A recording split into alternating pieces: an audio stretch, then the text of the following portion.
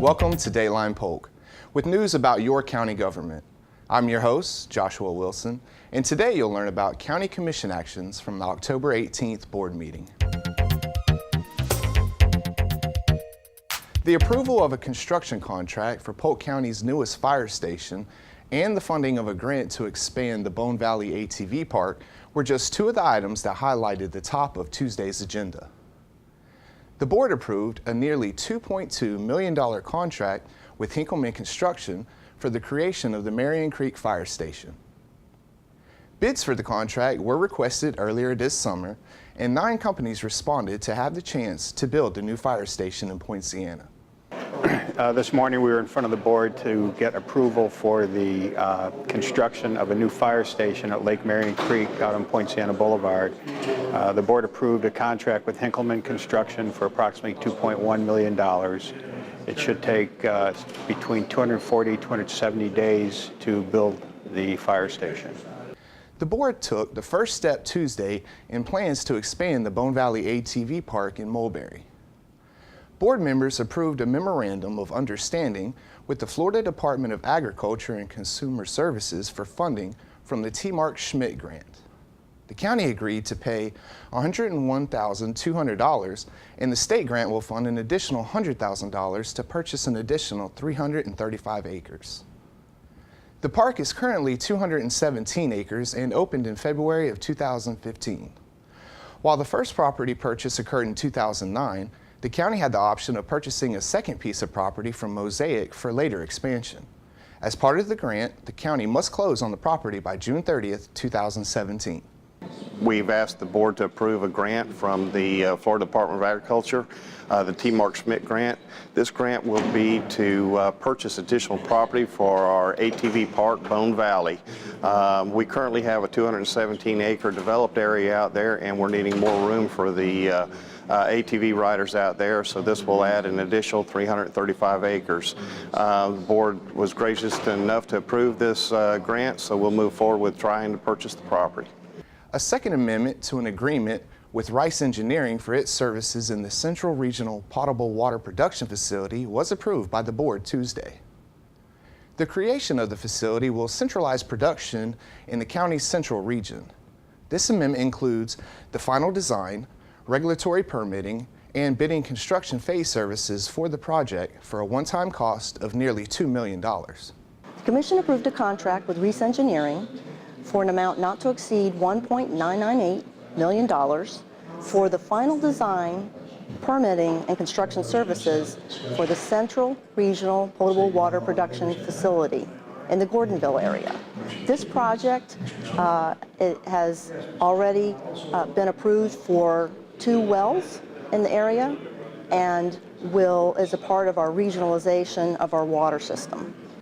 The board approved a construction contract with Miller Pipeline for $181,277 for the Heritage Place wastewater gravity main improvements, which includes the installation of cured in-place pipe on 4,000 feet of 8-inch VCP wastewater gravity main and 14 wastewater lateral connection seals, along with the coating of 6 manholes for the Heritage Place wastewater gravity main improvements project.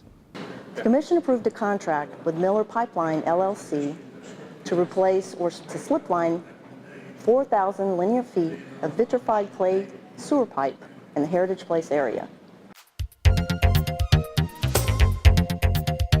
In other news, the board recognized William Lloyd Harris, Dr. Herbert Nigg, and Edwin V. Smith for their years of dedicated service of the Polk County Historical Commission. The Historical Commission of Polk County serves as an advisory committee to the museum and to the commissioners and to the various administrative staff of the county for purchases, repairs of the building, or all sorts of things that relate to the historical center. How many members do we have on that commission? I think we've got about 8 members. They're all appointed by the commissioners. We have 8, yes, 8 commissioners, 9? I think there's 9. 9, maybe 9 commissioners, all appointed by the commission, and they're appointed for 3-year terms, I believe, and can be reappointed so that you can serve 6 years on the commission.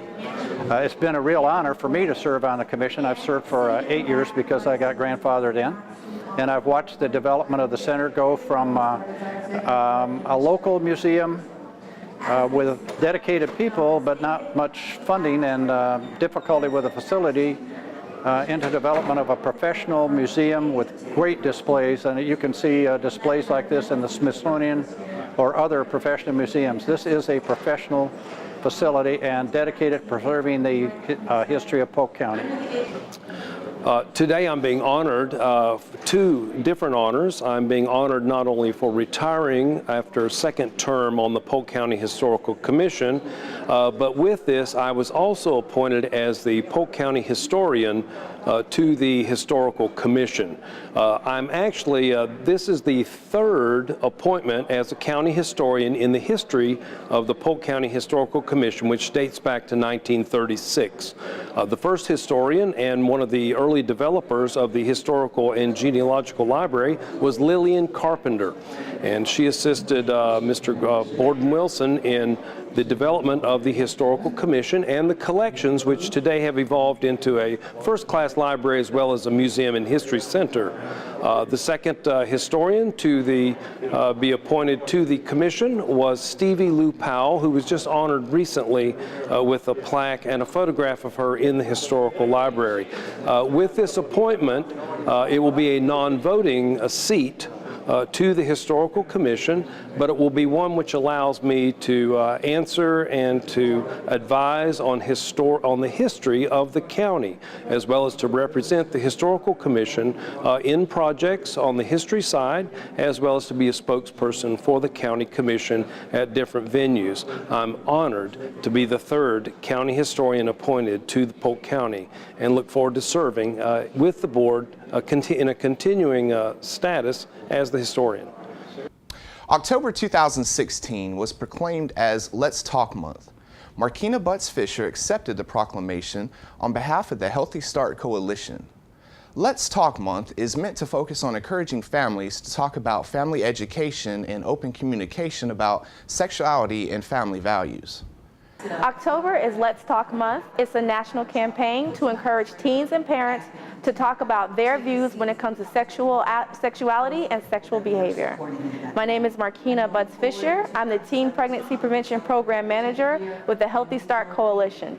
To learn more about Let's Talk Month or any activities that are happening, please visit us at www.healthystarthhp.org or 863-534-9224. The board also proclaimed November as Think Puerto Rican, Buy Puerto Rican Month. The proclamation was accepted by Ana Rivera, president of the Puerto Rican Hispanic Chamber of Commerce. Right now, Puerto Rico, the island of Puerto Rico, is at a $70 billion deficit. It's a fiscal crisis for us.